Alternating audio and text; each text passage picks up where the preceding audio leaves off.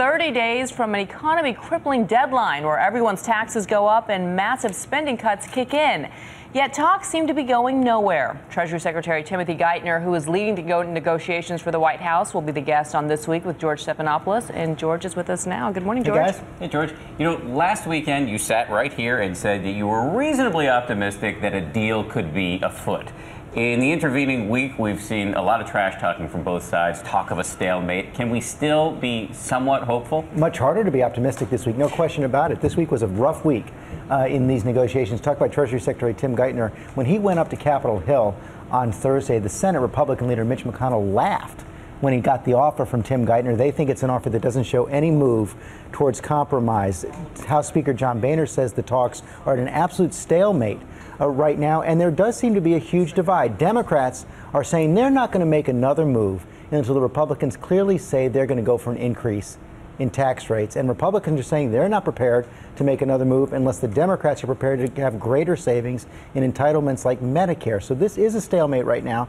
Now, these things always look horrible before they come together, but more and more voices are saying there's a good chance that this is going to go over the fiscal cliff, at least for a few days in January. And Democrats seem to be thinking that if indeed we do go over the fiscal cliff, voters will likely blame the Republicans for that. Do you think that's true, or are Democrats overplaying their hand? All the polls show that right now, but that doesn't mean Democrats aren't overplaying their hand, because no one knows what the consequences will really be if we go over that cliff. We know the tax hikes go up. We know the spending cuts kick in. Some estimates would be Ben Bernanke, the Fed chair, fears that would throw the country into recession. That would end up hurting Democrats, the whole country, and of course, President Obama. So they have to be careful here as well. But Democrats and the president clearly believe they have the leverage to force an increase in these tax rates on the upper income Americans before they agree to a deal. Well, I'll be watching the stock market as well if that does indeed happen.